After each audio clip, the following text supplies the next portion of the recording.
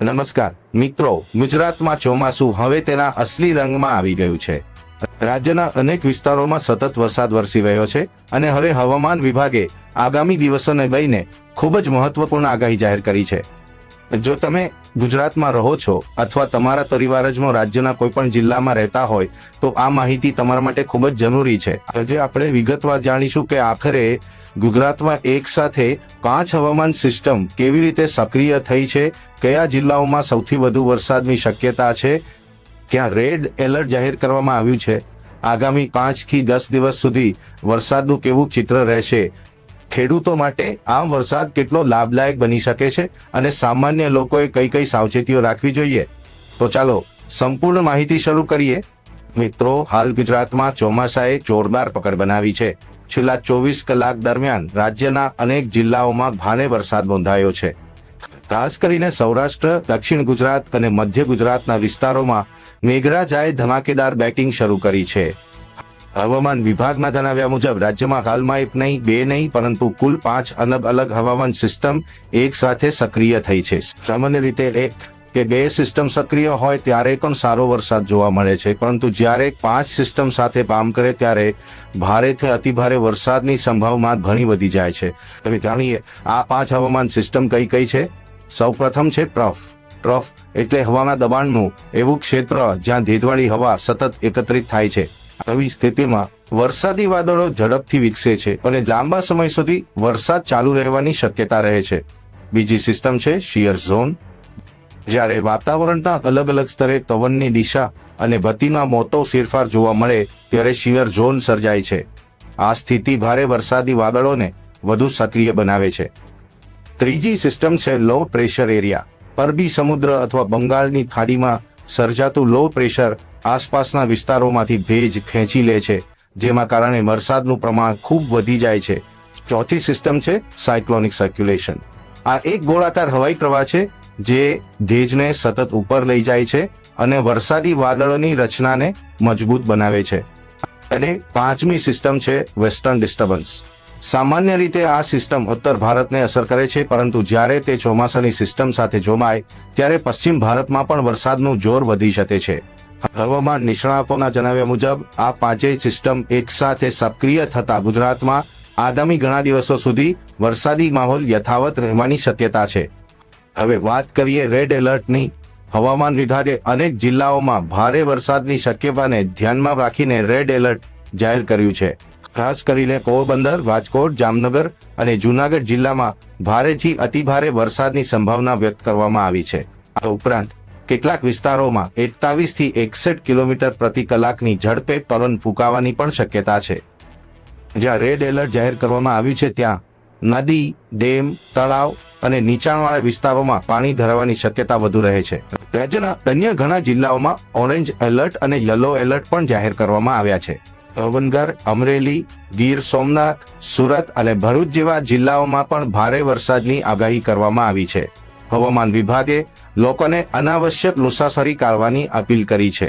મિત્રો, છેલ્લા 24 કલાકમાં સૌરાષ્ટ્રના અનેક વિસ્તારોમાં ધોધમાર વરસાદ નોંધાયો છે। વેરાવળ શહેરમાં રસ્તાઓ પર પાણી સરી વળ્યા હતા। બજારોમાં પાણી ભરાઈ જતા લોકોને ભારે મુશ્કેલીનો સામનો કરવો પડ્યો। ઘણા વેપારીઓએ દુકાનોમાં પાણી ન ઘૂસે તે માટે ખાસ વ્યવસ્થા કરવી પડી। ગોંડલમાં રેલવે અંડરબ્રિજ પાણીમાં ગરકાવ થઈ ગયો હતો, પરિણામે વાહન વ્યવહાર સંપૂર્ણ રીતે ખોરવાઈ ગયો। ઘણા વાહનો પાણીમાં ફસાઈ ગયા। કેટલાક વિસ્તારોમાં લોકો કલાકો સુધી ટ્રાફિકમાં અટવાઈ ગયા। એક દુઃખદ ઘટનામાં ભારે વરસાદ દરમિયાન પિતા અને 2 બાળકો ગટરમાં ખાબક્યાની ઘટના સામે આવી હતી। આવી ઘટનાઓ આપણને યાદ અપાવે છે કે ભારે વરસાદ દરમિયાન સાવચેતી રાખવી કેટલી જરૂરી છે। હવે વાત કરીએ ખેડૂતોની। ગુજરાતના ખેડૂતો માટે આ વરસાદ ખૂબ જ મહત્વનો સાબિત થઈ રહ્યો છે। રાજ્યના અનેક વિસ્તારોમાં શરૂઆતના ચોમાસામાં જ વાવણી લાયક વરસાદ પડી રહ્યો છે।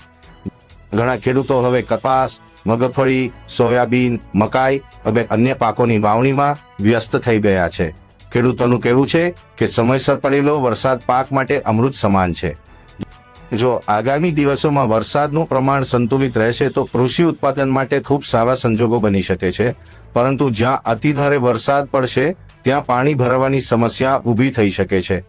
તેના કારણે પાકને નુકસાન પણ પહોંચી શકે છે. તેથી ખેડૂતોને પણ સતત હવામાનની માહિતી મેળવવાની સલાહ આપવામાં આવી રહી છે.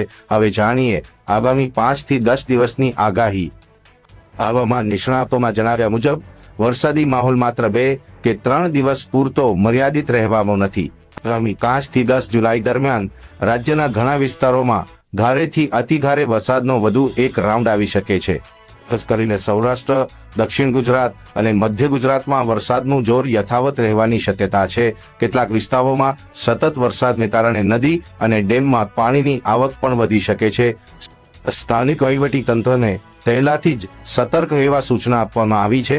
ડિઝાસ્ટર મેનેજમેન્ટ ટીમો પણ તૈયાર રાખવામાં આવી છે. હવે વાત કરીએ સામાન્ય નાગરિકોએ કઈ સાવચેતી રાખવી જોઈએ. જો તમારા વિસ્તારમાં ભારે વરસાદ પડી રહ્યો હોય તો બિનજરૂરી બહાર ન નીકળો. નદી, ચેકડેમ અથવા પાણીથી ભરાયેલા રસ્તા પાર કરવાનો પ્રયાસ ન કરો. વીજળીના થાંભલા અને તૂટેલા વાયરથી દૂર રહો. બાળકોને પાણી ભરાયેલા વિસ્તારોમાં રમવા ન દો. વાહન ચલાવતા સમયે ધીમી ગતિ રાખો. હેડલાઇટ ચાલુ રાખો. મોબાઈલમાં હવામાન વિભાગની સૂચનાઓ પર નજર રાખો. જો સ્થાનિક તંત્ર કોઈ ચેતવણી આપે તો તેનું પાલન કરો. મિત્રો, ચોમાસું કુદરતનું સુંદર રૂપ છે, પરંતુ તેની સાથે જવાબદારી પણ એટલી જ જરૂરી છે. એક નાની બેદરકારી મોટી દુર્ઘટનામાં છેરવાઈ શકે છે. તેથી સાવચેતી જ સૌથી મોટો બચાવ છે. આ સમગ્ર સ્થિતિ પર રાજ્ય સરકાર અને સ્થાનિક વહીવટી તંત્ર સતત નજર રાખી રહ્યા છે. જરૂર પડે ત્યાં બચાવ ટીમો મોકલવામાં આવી રહી છે. ડેમના પાણીના સ્તર પર સતત નજર રાખવામાં આવી રહી છે. નદી કાંઠાના ગામોને પણ એલર્ટ પર રાખવામાં આવ્યા છે. હવામાન વિભાગ આગામી કલાકોમાં નવી આગાહી જાહેર કરશે. જો સિસ્ટમ વધુ મજબૂત બનશે તો કેટલાક જિલ્લાઓમાં એલર્ટનું સ્તર પણ બદલાઈ શકે છે. આથી વિશ્વસનીય સત્તાવાર માહિતી પર જ વિશ્વાસ રાખવો. અફવાઓથી દૂર રહેવું. સોશિયલ મીડિયા પર આવતી દરેક માહિતી સાચી હોય એવું જરૂરી નથી. મિત્રો, આજની સૌથી મહત્વની વાત એ છે કે ગુજરાતમાં હાલ 5 હવામાન સિસ્ટમ સક્રિય છે અને તેના કારણે આગામી દિવસોમાં ભારે વરસાદની સંભાવના છે. રેડ એલર્ટ ધરાવતા જિલ્લાઓમાં ખાસ સાવચેતી રાખવી જરૂરી છે. ખેડૂતો માટે વરસાદ આશીર્વાદ સમાન છે, પરંતુ અતિભારે વરસાદથી નુકસાનની શક્યતા પણ રહે છે. આથી દરેક નાગરિકે જવાબદારીપૂર્વક વર્તવું જોઈએ. જો તમને આ માહિતી ઉપયોગી લાગી હોય તો આ વિડીયોને વધુમાં વધુ લોકો સુધી શેર કરો, જેથી દરેક વ્યક્તિ સમયસર સાવચેત રહી શકે. તમારા જિલ્લામાં હાલમાં વરસાદની શું સ્થિતિ છે કોમેન્ટમાં જરૂર જણાવો. આવી જ હવામાન, કૃષિ અને ગુજરાતના મહત્વના સમાચાર માટે અમારી સાથે જોડાયેલા રહો. ધન્યવાદ.